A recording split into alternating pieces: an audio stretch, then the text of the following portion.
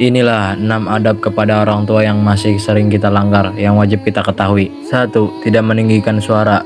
Ketika sedang berbicara dengan orang tua, jangan meninggikan suara, rendah suara, dan tidak memandang tajam tergolong sebagai akhlak yang mulia dan sikap penghormatan yang harus layak diterapkan untuk anak kita. 2. Tidak mendahului dalam berkata-kata. Mempersilahkan serta membiarkan orang tua untuk berkata-kata terlebih dahulu dapat menyenangkan hati mereka. Hal ini dicontohkan dalam hadis riwayat Abdullah bin Umar RA. Dia berkata, kami pernah bersama Nabi Muhammad SAW di Jumar. Kemudian Nabi Muhammad SAW bersabda, ada sebuah pohon yang merupakan permisalan seorang muslim. Ibnu Umar berkata, sebetulnya aku ingin menjawab pohon kurma, namun karena aku paling muda di sini maka aku diam. Lalu Nabi Muhammad SAW memberitahu jawabannya kepada orang-orang, ia adalah pohon kurma. Hadis riwayat Bukhari. 3. Taat kepada orang tua. Seorang muslim harus taat kepada orang tua karena mereka yang membesarkannya selama mereka tidak mendurhakai Allah Subhanahu wa taala. Bahkan hukum menaati kedua orang tua menjadi kewajiban bagi seorang muslim. 4. Tidak duduk di hadapan orang tua yang sedang berdiri.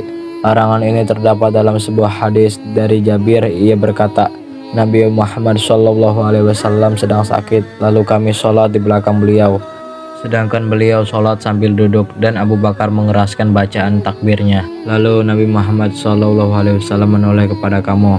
Beliau melihat kami sholat sambil berdiri, kemudian kami sholat sambil duduk. 5. Selalu mendoakan orang tua kita. Sebagai seorang anak, hendaknya kita selalu mendoakan orang tua sebagaimana yang telah diajarkan oleh Allah Subhanahu wa taala melalui Al-Qur'an. Jasa mereka yang besar tentu tidak dapat diukur dengan materi. 6. Menjaga tali silaturahmi. Meskipun suatu saat nanti kita telah dewasa dan berkeluarga, tetaplah menyambung tali silaturahmi dengan orang tua. Dari Asma binti Abu Bakar berkata, ibuku pernah datang kepadaku dalam keadaan musyrik di masa kaum Quraisy ketika beliau mengadakan perjanjian damai dengan mereka. Lalu aku meminta fatwa kepada Rasulullah SAW.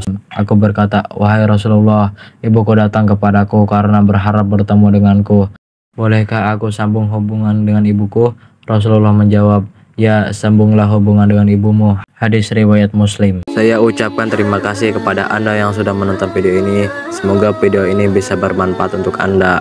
Wallahu a'lam bishawab.